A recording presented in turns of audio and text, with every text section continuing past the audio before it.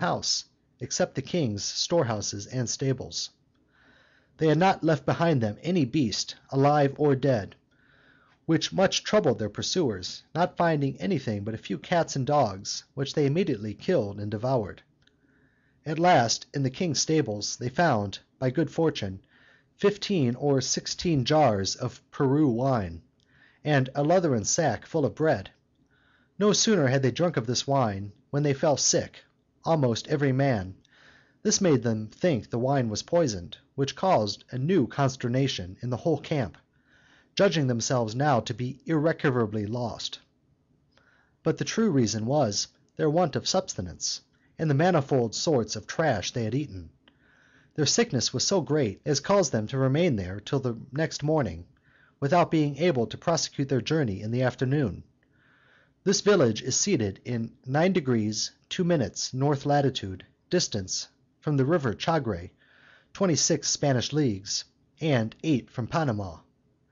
This is the last place to which boats or canoes can come, for which reason they built here storehouses for all sorts of merchandise, which to and from Panama are transported on the backs of mules.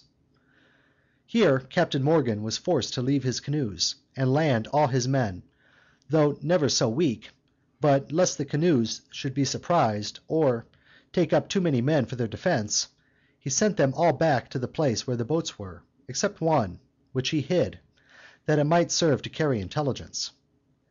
Many of the Spaniards and Indians of this village having fled to the near plantations, Captain Morgan ordered that none should go out of the village, except companies of 100 together, fearing lest the enemy should take an advantage upon his men. Notwithstanding, one party contravened these orders, being tempted with the desire of victuals, but they were soon glad to fly into the town again, being assaulted with great fury by some Spaniards and Indians, who carried one of them away prisoner. Thus the vigilancy and care of Captain Morgan was not sufficient to prevent every accident.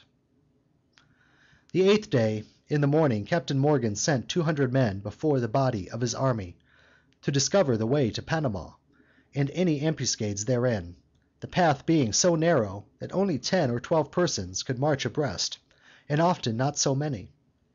After 10 hours' march they came to a place called Quebrada Obscura. Here, all of a sudden, 3 or 4 thousand arrows were shot at them, they not perceiving whence they came, or who shot them, though they presumed it was from a high rocky mountain, from one side to the other, whereupon was a grot, capable of but 1 horse or other beast laded. This multitude of arrows much alarmed the pirates, especially because they could not discover whence they were discharged.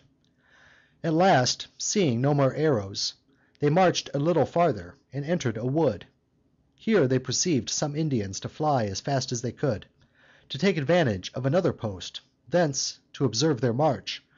Yet there remained one troop of Indians on the place, resolved to fight and defend themselves, which they did with great courage, till their captain fell down wounded, who, though he despaired of life, yet his valor being greater than his strength, would ask no quarter, but endeavoring to raise himself with undaunted mind, laid hold of his azagayo, or javelin, and struck it at one of the pirates, but before he could second the blow, he was shot to death. This was also the fate of many of his companions, who, like good soldiers, lost their lives with their captain for the defense of their country. The pirates endeavored to take some of the Indians prisoners, but they being swifter than the pirates, every one escaped, leaving 8 pirates dead and 10 wounded. Yea, had the Indians been more dexterous in military affairs, they might have defended the passage, and not let one man pass. A little while after they came to a large champaign, open and full of fine meadows. Hence they could perceive at a distance before them some Indians, on the top of a mountain, near the way by which they were to pass. They sent 50 men, the nimblest they had, to try to catch any of them, and force them to discover their companions, but all in vain, for they escaped by their nimbleness, and presently showed themselves in another place, hollowing to the English, and crying, a la savana, perros ingleses, that is, to the plain, To the plain, ye English dogs. Meanwhile, the 10 pirates that were wounded were dressed and plastered up. Here was a wood, and on each side a mountain. The Indians possessed themselves of one, and the pirates of the other. Captain Morgan was persuaded the Spaniards had placed an ambuscade there, it lying so conveniently. Hereupon he sent 200 men to search it.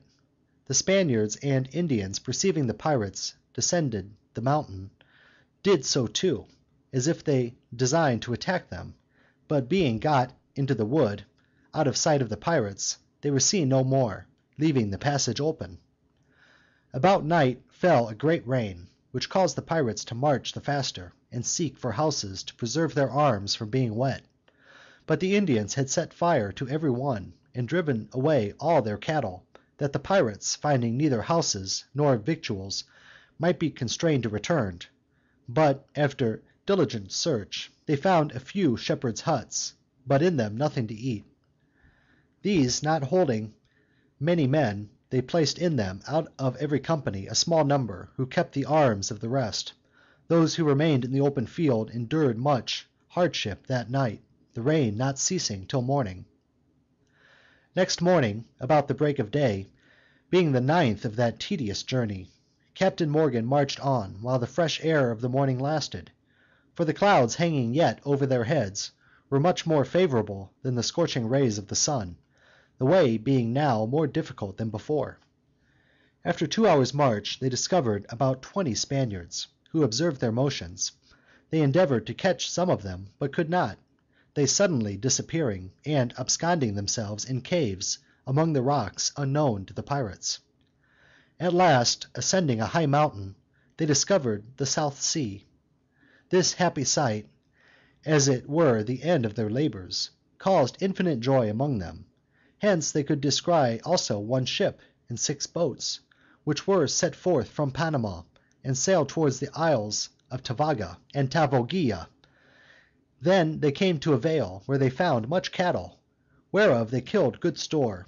Here, while some killed and flayed cows, horses, bulls, and chiefly asses, of whom there were most, others kindled fires, and got wood to roast them. Then, cutting the flesh into convenient pieces, or gobbets, they threw them into the fire, and half carbonated, or roasted, they devoured them with incredible haste and appetite. Such was their hunger, that they more resembled cannibals than Europeans, the blood many times running down their beards to their waists.